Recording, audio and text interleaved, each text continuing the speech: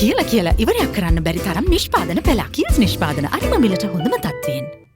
A shipment of salt imported from India was scheduled to arrive in Sri Lanka last night. The shipment consists of a total of 3,050 metric tons of salt, 250 metric tons imported by the private sector, and 2,800 metric tons imported by the state-run National Salt Limited.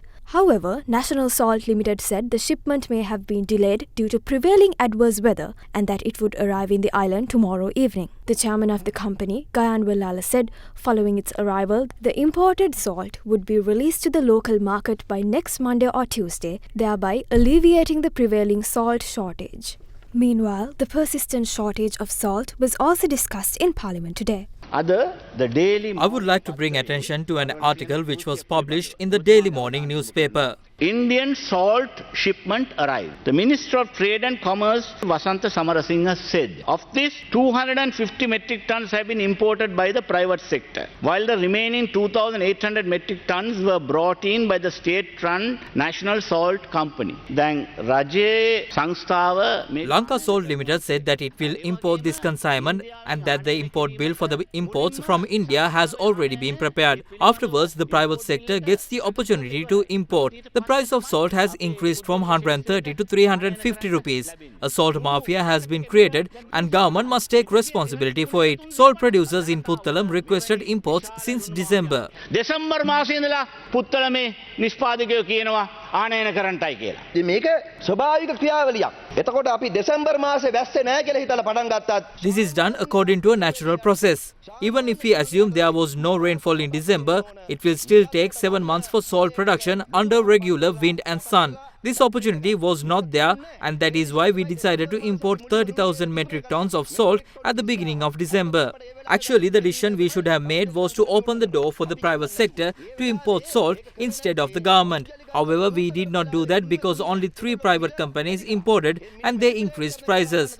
The Trade Minister and I held discussions to put a stop to that price manipulation and decided to import via the National Salt Company and distribute it to everyone. The shipment was dispatched on May 16th. But what happened then? We imported the shipment from the port of Gujarat. It was closed for 5 days due to the conflict between India and Pakistan. That's why the imported salt is arriving now. I saw some questions regarding closure of an apparel production plant in Katunayaka. Actually, only one part of the plant has been closed and it doesn't mean that the whole apparel sector has collapsed. However, I saw in newspapers that an individual connected with a certain TV channel had claimed that entrepreneurship has completely collapsed. However, that person did not speak to me, who's the Minister of Industries, Entrepreneurship. I do not hold great wisdom, nor do I have telepathy to know that some apparel factories have wings that operate on a loss. If I had such power, I would go there. I heard what MP Archana did in Elephant Pass. He brought 10 workers of the salt company in Elephant Pass and told them not to send salt from the northern province to the southern province. This is ridiculous. Provincially, there's no such difference. All salt production belongs to the whole country. Leave those differences in the past. They no longer exist. Since 2012, there was a product by the Puttalam Salt Companies named Roger Salt and we actually changed that. If the salt is produced in Elephant Pass, it must be known as Elephant Pass salt. After we made those changes, he said that this should be renamed as Roger Salt since it belongs to President Anura Dissanayake. I kindly request you not to say such idiotic things and I have to say that those workers have no problem with the name. Issues regarding salt are over now. Imports have arrived at ports and they must be distributed to shops which will be done in 2 days. The other thing is he requests us to change the manager of the Elephant Pass salt factory. The reason for this request is because the manager is from Kilinochchi, not from Jaffna. How can we do so? Do not attempt to do such things. එහෙම කරන්න පුළුවන්ද? ඒවා තියාගන්න එපා. මෙහි elephant pass එක හිටපේ The manager who used to be in Elephant Pass has now transferred to Mannar and a trade unionist supporting the government has been appointed as the manager at Elephant Pass. Therefore, people are conducting protest. I never said such lies. How come I can be a racist? බොරු කියන්න එපා. බොරු කියන්න එපා මා පාර්ලිමේන්තුවේ. හඳුන්ගැත්ති මන්ත්‍රීතුමාගෙන්ම MP Handunetti stated something important. What did he say? He stated that MP Archana is requesting not to send salt south from Elephant Pass. We warned about this previously. Salt is not the only thing the country ran out of. අන්න ඒක පිළිගන්න දැන්වත්. දැන්වත් සොල්දාදුවෝ කියන්න එපා.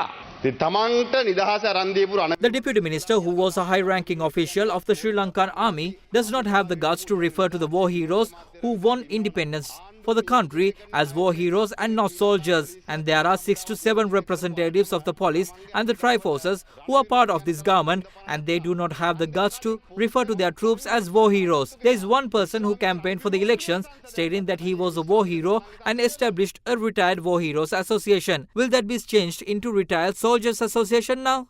අපි කියනවා ආණ්ඩුවක් විදිහටත් I would like to state as a government and as a female representative of the Sri Lanka army that the children who died in the war are war heroes to their parents, even in the north. Similarly, children from the south who died in the war are also war heroes to their parents.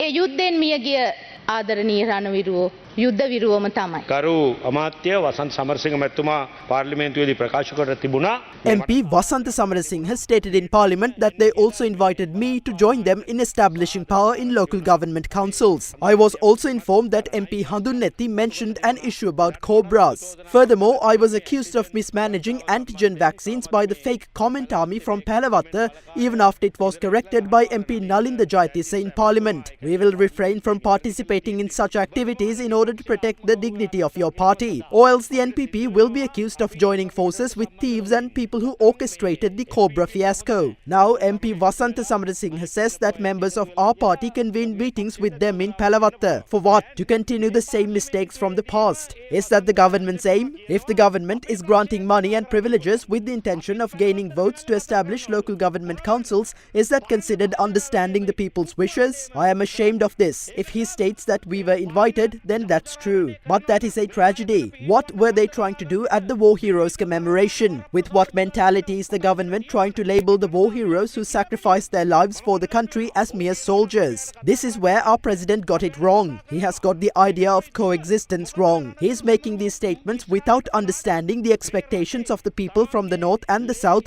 and the hopes and expectations behind the vote they granted for him. They stated something about the garment company. මේ කරන සියලු ප්‍රකාශ කරන්න.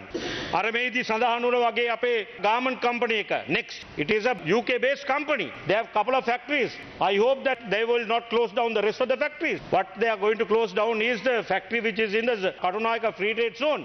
ඇයි මේ වගේ විශාල garment What is the reason behind the shutdown of a big garment factory as such? What is the message we should read through this? What is the message conveyed to local entrepreneurs? That they cannot have expectations about this country, that they do not have the assurance to invest in this country. In a country like this, how can the people have expectations? What expectations and dreams do they have when they wake up in the morning? They have no dreams. The people of the country wake up in the morning wondering if they will have salt for their dinner. කියලා කල්පනා කරනවා.